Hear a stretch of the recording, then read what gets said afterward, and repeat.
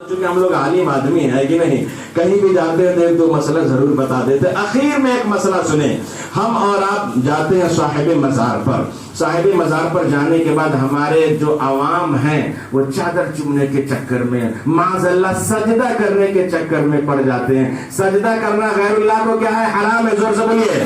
کبھی کسی مزار کا سجدہ نہیں کیا جائے گا، کبھی کسی پیر کا سجدہ نہیں کیا جائے گا، کبھی کسی اللہ کے ولی کا سجدہ نہیں کیا جائے گا. اور سجدہ آپ کریں گے تو مزار والے خوش نہیں ہوں گے، وہ آپ کے لیے سمجھیے ہلاکت کا باعث بنے گا، ناراض ہو جائیں گے. ہم اور آپ جاتے ہیں اجمیر شریف، ہم اور آپ جاتے ہیں مخدوم اشرف سمنانی، ہم اور آپ جاتے ہیں صابر کلیری، ہم فلاں جگہ فلاں جائیے، لیکن جانے کا طریقہ جو ہمارے اعلیٰ حضرت نے بتایا ہے، اگر اس طرح آپ گئے تو انشاءاللہ خالی ہاتھ جائیں گے اور مالا مال ہو کر کے آئیں گے. کہیے انشاءاللہ. سیدنا سرکار اعلیٰ ارشاد میں سنو، جب اگر کسی صاحب مزار کی پر جاؤ تو ان سے 4 ہاتھ دور رہو. کتنا ہاتھ؟ کم سے کم 3-4 ہاتھ دور رہو. چومنے کے چکر میں نہ پڑو.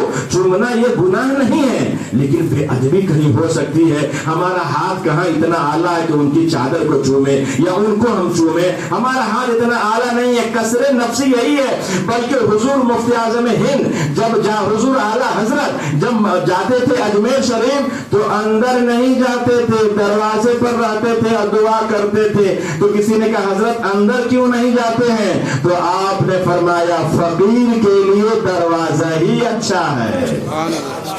فقیر کے لیے دروازہ یا اندر چلے جائیں گے تو ہو سکتا ہے یہ بے ادبی نہ ہو جائے. خیر فرمایا سنو، صاحب مزار سے 2-3 ہاتھ دور رہو، وہیں سے سلام کرو، وہیں سے فاتحہ پڑھو، اور یہ عقیدہ رکھو، یہ دل میں رکھو کہ سنو کہ اللہ کے ولی کو اللہ نے وہ پاور دیا ہے کہ ان کے وسیلے سے جو دعا کرو گے اللہ تعالیٰ وہ پورا فرما دے گا.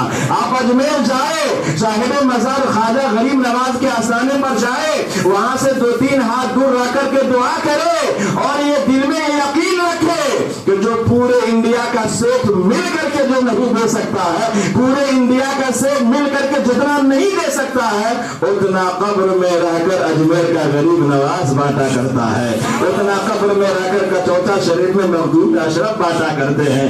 اس لیے میرے بھائیو یہ ادب ہونا چاہیے. کرتا کوئی ہے سجدہ اور ہم جواب دیتے دیتے پریشان ہو جاتے ہیں. ہمارا مخالف کہتا ہے کہ دیکھو سنیوں میں سجدہ جائز ہے. معاذ اللہ کسی عالم نے نہیں کہا ہے، کسی عالم نے نہیں کہا کہ سجدہ کرنا جائز نہیں، لیکن ہماری عوام جہالت کی بنیاد پر، عشق کی بنیاد پر، لیکن وہ عشق صحیح عشق نہیں ہے. اس لیے میرے بھائیو آج میں آپ سے یہی مؤدبانہ گزارش کروں گا کہ آپ مخدوم اشرف سمنانی، اللہ اکبر. دیکھیے مخدوم اشرف سمنانی کی ایک بات میں بتا دوں، جب آپ کی عمر 7 سال کی ہو گئی تو 7 سال ہی میں آپ حافظ قرآن بن گئے. سبحان اللہ. ہم کو پینٹ بھی صحیح سے پہننے نہیں آتا ہے.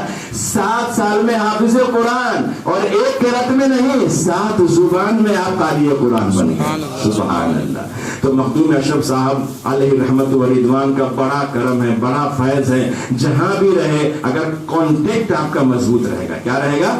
کانٹیکٹ، رشتہ مضبوط رہے گا تو انشاءاللہ آپ فیضان ضرور جاری و ساری رہے گا. بس میری دعا ہے کہ اللہ تعالی ہم سبوں کو سیدنا مخدوم اشرف سمنانی کے فیض و برکات سے مالا مال فرمائے. آخر میں اعلیٰ حضرت عظیم البرکت امام اہل سنت کا یہ شعر کہ لحد میں عشق رخے شہ کا داغ لے کے چلے، اندھیری رات سنی تھی چراغ لے کے چلے، اور تیرے غلاموں کا نقش قدم ہے راہ خدا. یہ جتنے بھی اولیاء کرام ہیں نا، یہ ہمارے لیے سگنل ہے. ان کو دیکھ دیکھ کر کے ہم اپنی زندگی کو طے کریں گے انہوں نے کیسے زندگی گزاری ہے. سگنل الہی ہے. اسی لیے اعلیٰ حضرت سرکار فرماتے ہیں تیرے غلاموں کا نقش قدم ہے راہ خدا، وہ کیا بھٹک سکے جو یہ سراغ لے کے چلے. وآخر دعوانا ان الحمدللہ رب العالمین. استغفر اللہ ربی من کل ذنب واتوب الیہ. آئیے ہم اور آپ مل کر اپنا اسلامی کلمہ ایک بار پڑھتے ہیں. پڑھیے میرے ساتھ. اشہد اللہ الہ الا اللہ واشہد ان محمدا عبدہ ورسولہ. السلام علیکم.